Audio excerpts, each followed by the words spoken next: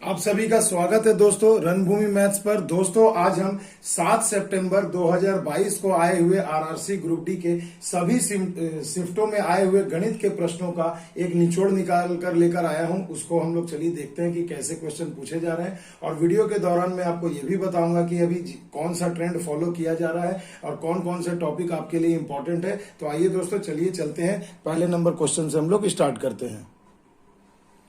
तो देखिए दोस्तों, पहला जो क्वेश्चन है आपके सामने बिल्कुल डिस्काउंट से रिलेटेड पूछा गया था। देखिए पूछा गया है कि एक टीवी का एमआरपी 24,000 है और इसे दो क्रमवार बट्टे 20% और 10% के बाद खरीदा गया है, तो उसे कितने रुपए में खरीदा गया होगा। तो सिंपल सा टॉपिक है दोस्तों, 24,000 एमआरपी था, 20% का डिस्काउंट यानी 80/100 और 10% का डिस्काउंट यानी 90/100 कर दीजिए, तो यही हो जाएगा क्रय मूल्य। कितने में खरीदा होगा, 0 0 कैंसिल, ये 0 यहाँ कट गया, एक इधर कट गया, कितना हो गया 24 गुने 9 72 720 गुना कर दीजिए 17,280 रुपए, इसका आंसर आ जाएगा। तो देखिए बहुत ज्यादा कठिन क्वेश्चन नहीं था, काफी बेसिक सा क्वेश्चन था। अब देखिए दोस्तों, कहा गया कि 55 53 56 59 61 62 31 की मध्यिका ज्ञात करें। तो एक मध्यिका से प्रश्न पूछा गया था, तो अपन क्या करते हैं भैया, मध्यिका निकालते समय इसे आरोही क्रम में लिखा जाता है। कैसे लिखा जाता है भैया, आरोही क्रम में, यानी कि भाई छोटा से बड़ा, छोटी संख्या से छोटी से बड़ी संख्या की तरफ हम लोग लिखते हैं। तो चलिए अरेंज करते हैं। तो देखिए पहले हो जाएगा 31, उसके बाद सबसे छोटा कौन होगा भैया 53, फिर हो जाएगा 55, फिर हो जाएगा 56, फिर 59 और फिर 61, फिर 62। तो देखो छोटी से बड़ी लिख दिया। अब देखो भैया 2 इधर हटाया तो 2 इधर हटाया, एक और हट गया, एक और हट गया, बीच वाली संख्या ही तो मध्यिका होती है। तो 56 इज द राइट आंसर। तो देखो दोस्तों, बहुत ही शुरू में स्टार्टिंग में बहुत ही इजी क्वेश्चन पूछा गया था।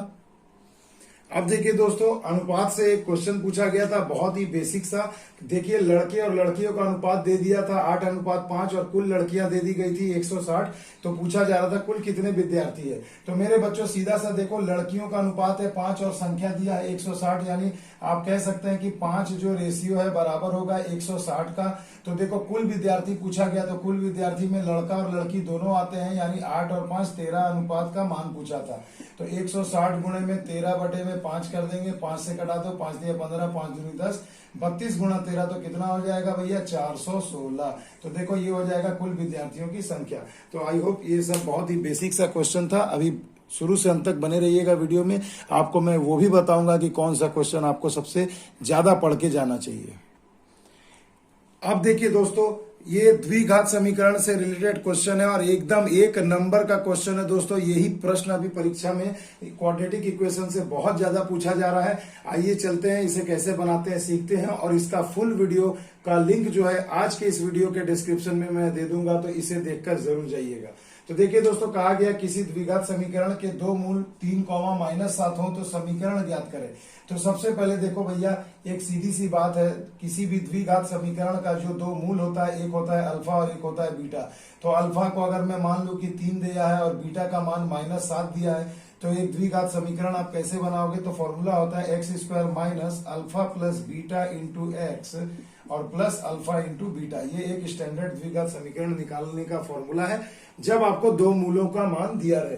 बस यहाँ पर पुट कर दीजिए। तो देखिए हम क्या करेंगे दोस्तों, x² हो गया माइनस अल्फा प्लस बीटा कितना हो जाएगा, यानी दोनों को जोड़ दीजिए। तो 3 और -7 को अगर मैं जोड़ता हूं तो कितना हो जाएगा, -4 हो जाएगा इंटू एक्स प्लस इनका गुणा कितना हो जाएगा 3 गुणे में -7। समझ में आ रहा है भैया, एकदम घबराने की बात नहीं है, रणभूमि मैथ्स आपके साथ है, डरना बिल्कुल नहीं है। माइनस माइनस प्लस 4x और 7 3 21 -21 बराबर 0। तो देखिए ये आपका हो गया रिक्वायर्ड क्वाड्रेटिक इक्वेशन, द्विघात समीकरण। समझ में आ गया ना भैया, एकदम इसको समझ जाइए, एकदम दिमाग में बैठा लीजिए। इस टाइप का परीक्षा में एक प्रश्न भैया जरूर पूछा जा रहा है।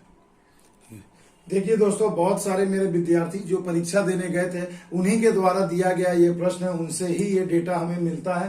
तो बहुत हद तक ये बिल्कुल सही डेटा रहता है, क्योंकि जो परीक्षा में बैठते हैं ज्यादा से ज्यादा वो लोग मेमोराइज भी कर लेते हैं कि हाँ इस टाइप का एक क्वेश्चन आया था, तो उसी पर आधारित है दोस्तों। तो इसे अच्छे से देख लीजिएगा। देखिए ये सब कोई क्वेश्चन पूछा, हलवा पूड़ी वाला क्वेश्चन पूछा था भैया 7 तारीख के सेट में। देखिए कहा गया सुषमा के पिता की आयु 60 वर्ष है, जो कि सुषमा की आयु का दोगुना। तो अगर मान लीजिए ये सुषमा है एस, इसकी आयु का दोगुना से 20 अधिक है। 20 अधिक है कौन भैया, उसके पिता की आयु जो कि 60 वर्ष दी गई है। तो पूछा जा रहा सुषमा की आयु बताएं। तो देखिए s गुना 2, यहाँ हो गया 40, 2 से कट गया 20, यानी सुषमा की आयु कितनी निकल गई मेरे भाई, 20 वर्ष निकल गई। आ गई बात समझ में। तो देखो ऐसा भी लॉलीपॉप क्वेश्चन दिया था परीक्षा में, आपको खाना था सिर्फ। आ गई बात समझ में। आओ चलते हैं अगले क्वेश्चन की ओर। अब देखिए दोस्तों, ये 7 तारीख के लगभग हर शिफ्ट में गोले से रिलेटेड एक लाइन का एक क्वेश्चन पूछ रहा था, किसी में घन का आयतन पूछ दे रहा था, किसी में गोले का, मतलब सिंपल एक फॉर्मूला वाले प्रश्न पूछे जा रहे थे। तो देखिए कहा गया है कि 14 सेंटीमीटर व्यास वाले एक गोले का पृष्ठीय क्षेत्रफल, तो पहले बोलो गोले का पृष्ठीय क्षेत्रफल का फॉर्मूला क्या होता है, 4 पाई r स्क्वायर होता है। तो 4 हो गया, पाई का मान 22/7, और r का मान देखो ये व्यास है 14, तो अर्धव्यास कितना हो जाएगा, 7 हो जाएगा। तो 7 का स्क्वायर कर दीजिए, यानी 2 बार लिख दीजिए, काट दीजिए, कितना हो गया 88 गुणे में 7, 7 × 8 = 56, 7 × 8 = 56 और 5 = 61, यानी 616।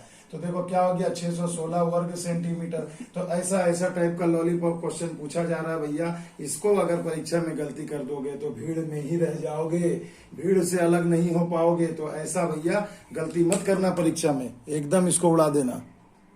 अब देखिए भैया, रेलगाड़ी वाला से एक सवाल पूछ दिया था, देखो कितना मजेदार है।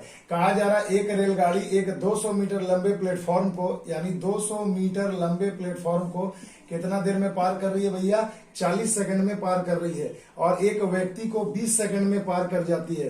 तो रेलगाड़ी की चाल बताएं। तो मेरे भाई एकदम ही लॉलीपॉप हलवा पूड़ी वाला सवाल था। आप सोचो ना कि अगर एक आदमी को एक पार करता है, एक आदमी को अगर मैं यहाँ लिख दूं कि आदमी को पार कर रहा है, यानी खुद की लंबाई को पार कर रहा है, कितना देर में भैया, 20 सेकंड में, है ना। तो भैया पूछा जा रहा है एक रेलगाड़ी 200 मीटर लंबे प्लेटफॉर्म को 40 सेकंड में और एक आदमी को 20 सेकंड में पार कर रही है। तो रेलगाड़ी की चाल नहीं होगा यहाँ, रेलगाड़ी की लंबाई बताएं, रेलगाड़ी की लंबाई बताएं। सवाल में था भैया रेलगाड़ी की लंबाई बताएं। तो एक सिंपल सा चीज आप ये सोचिए कि जब 20 सेकंड में एक आदमी को पार कर रहा है और 200 मीटर लंबा एक प्लेटफॉर्म को 40 सेकंड में पार कर जा रहा है, तो क्या हो सकता है रेलगाड़ी की लंबाई। तो भैया कन्वेंशनल तरीके से अगर बनाना चाहते हो तो मान लो ट्रेन की लंबाई कितना x है, तो x बटे में 20 हो गया चाल, है ना, दूरी बटा समय। अच्छा अब देखो, अगर मान लो प्लेटफॉर्म को पार करेगा तो खुद की लंबाई प्लस प्लेटफॉर्म की लंबाई को पार कर रहा है 40 सेकंड में, दोनों इक्वल होगा तो 2 गया, 2 में से 1 x गया, तो हो गया x बराबर 200 मीटर। तो ये देखो एक सिंपल सा तरीका था, इस तरीके से आप आसानी से बना सकते हैं। मैक्सिमम बच्चे ऐसे ही बनाते हैं, मगर मैं आपको एक कंसेप्ट बता रहा हूं कि अगर खुद को वो पार कर रहा है 20 सेकंड में, उससे डबल समय ले रहा है, तो वो क्या कर रहा भैया, 200 मीटर लंबे प्लेटफॉर्म को पार कर रहा है, यानी उसकी खुद की लंबाई तब कितनी होगी, 200 ही तो होगी। तो सिंपल है, इस तरीके से भी आप यहाँ ट्रेन की लंबाई को निकाल सकते थे। अब देखो भैया, भिन्न से एक लॉलीपॉप सवाल फिर से पूछा है। कहा गया कि भिन्न के अंश में 10% की वृद्धि की और हर में 5% की कमी की, तो 4/5 मिला, तो मूल भिन्न क्या है। कुछ भी नहीं करना भैया, मान लो भैया मूल भिन्न कितना है, x बटे में y, मूल भिन्न में अंश में कितना 10% का वृद्धि किया तो 110, कमी किया हर में कितना भैया 5%, तो यहाँ लिख दोगे 95। ऐसा करने से 4/5 मिल रहा है, 5 से कटा दो 19, 2 दूनी 4, 2 से गया 55 बार में, 19 दूना 38, यानी x बटा y हो गया 38/55। तो यही तो हो गया मूल भिन्न। तो ऐसा सवाल पूछा जा रहा था भैया, इसे भीड़ में एकदम फंसना नहीं है, ऐसे क्वेश्चन को 2-2 सेकंड में उड़ाना है मेरी तरह। आ गई बात समझ में। अगला सवाल देखो भैया, लॉसो मौसो से था, बहुत ही बेहतरीन क्वेश्चन। दो संख्याओं का गुणनफल 8410 दे दिया गया है और कहा जा रहा है कि अगर मौसो 29 है तो लॉसो बताएं।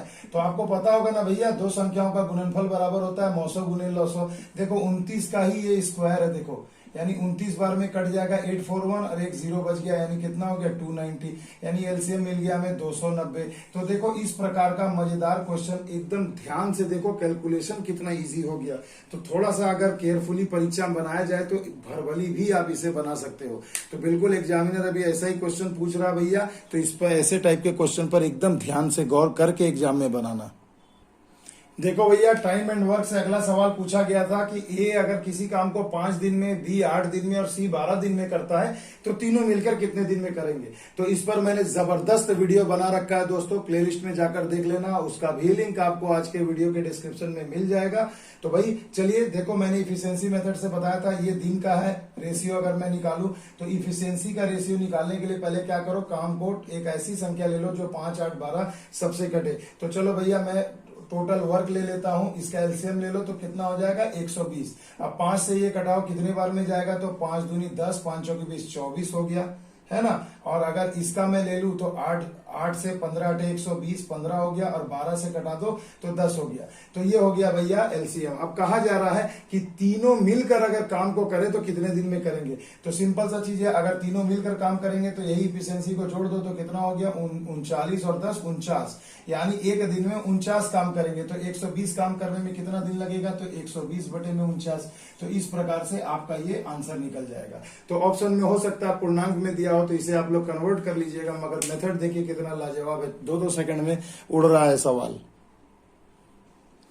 अगला सवाल देखिए दोस्तों, बहुत ही बेहतरीन था, ये भी टाइम एंड वर्क से ही क्वेश्चन था। कहा गया कि ए, बी और सी मिलकर किसी काम को 40 दिन में करते हैं और वहीं बी और सी मिलकर उसी काम को 60 दिन में करता है। तो यदि ए, बी और सी 30 दिन काम करे तो शेष काम को ए कितने दिन में करेगा। मक्खन वाला सवाल था भैया।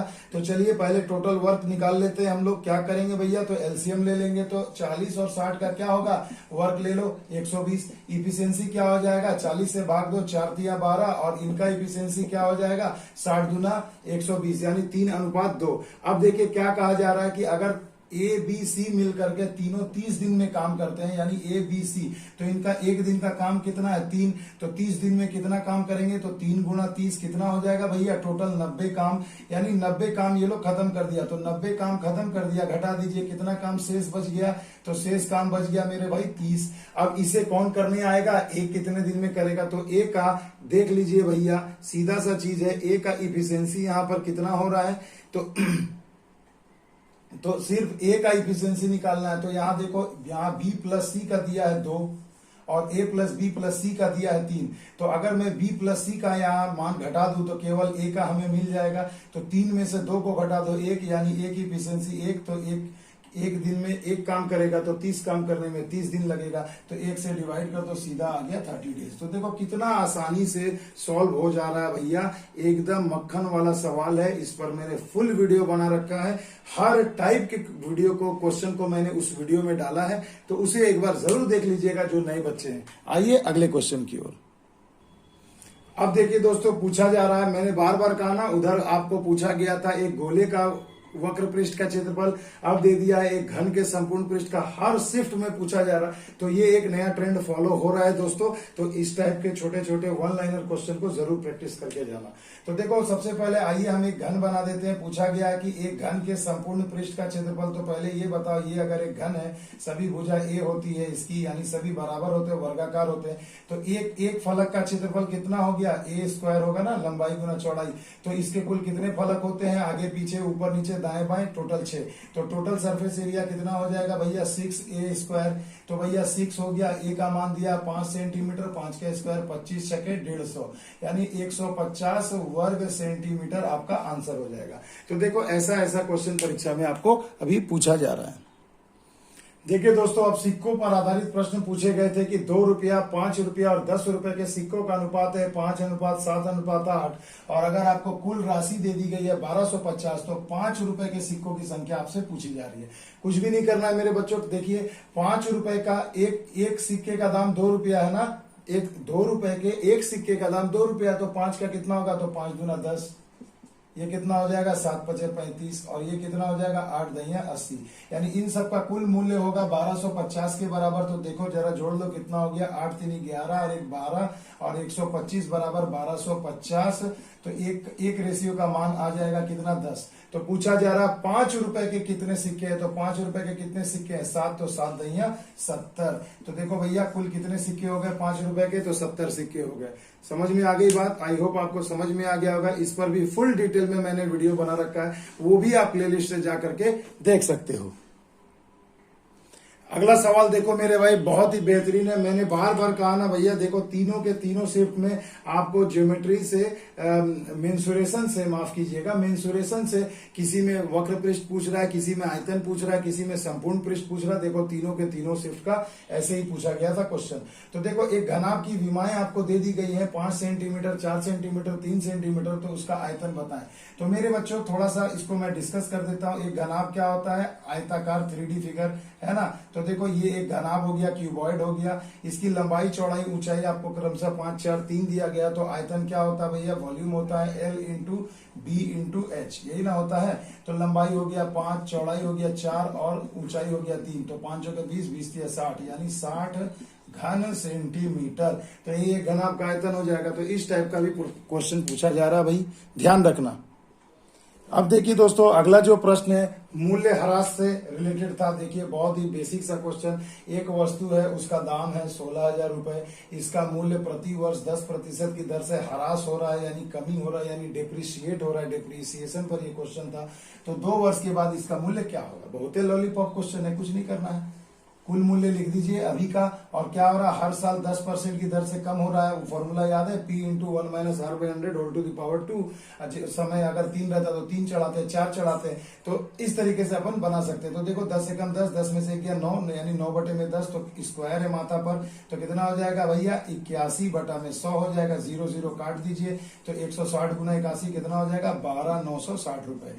तो मेरे भाई इस तरीके से आप लोग इसे आसानी से बना सकते थे, कुछ भी नहीं करना है। बहुत लोग ऐसे भी बनाते हैं कि देखो 10% कम हो रहा है, तो कितना हो जाएगा भैया? 16,000 गुणे 90 बटा 90। देखो मैं लिख दे रहा हूं कि सिंपल सा चीज है ना।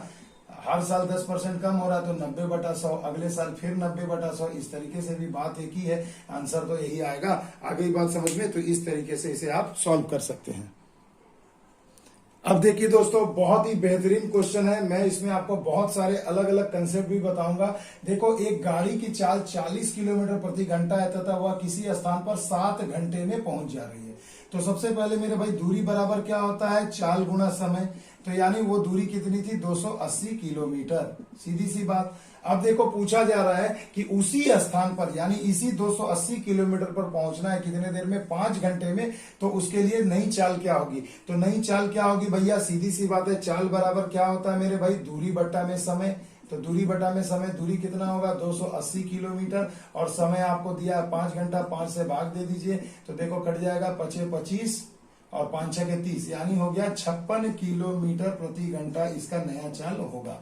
तो ये तो एक आंसर आ गया। मगर बहुत बार परीक्षा में ऐसे पूछ दिया जाता है कि अगर 5 घंटे में पहुंचना है तो बताओ उसे अपने चाल में प्रति घंटा कितनी वृद्धि करनी होगी। तो आप यहीं से चेक कर लो, 40 से अब कितना हो गया चाल? 56, यानी कि कितना हो गया? 16 किलोमीटर प्रति घंटा बढ़ाना होगा। प्रतिशत में पूछा जा सकता है कि तो बताओ उसके जो चाल में वृद्धि करनी होगी कितने प्रतिशत वृद्धि करनी होगी। तो देखो 40 से चाल हो गया 56, यानी कि बढ़ गया 16, और तुलना कर रहे हैं पहले वाले से इंटू 100, तो ये हो जाएगा प्रतिशत चाल में वृद्धि। तो ये देखो 4 चौके 16, यानी कि 40%। तो सिंपल सा चीज है मेरे भाई, इस तरीके से भी परीक्षा में पूछा जा सकता है। तो देखो एक सवाल में मैंने आपको 2 सवाल और ऐड कर दिया। तो आई होप आपको मजा आया होगा दोस्तों। ये था एनालिसिस 7 सितंबर 2022 का आरआरबी ग्रुप डी का। अगले दिन आपको 8 तारीख वाला भी मिल जाएगा। तो चलिए दोस्तों, कमेंट में बताइएगा कैसा लगा वीडियो, और जो जो मैंने मुख्य बातें आज के इस वीडियो में बताई है उस पर जरूर गौर करके जाइएगा और परीक्षा में फोड़ के रख देना है। तो मिलते हैं अगले वीडियो में दोस्तों, तब तक के लिए दोस्तों जय हिंद, जय भारत।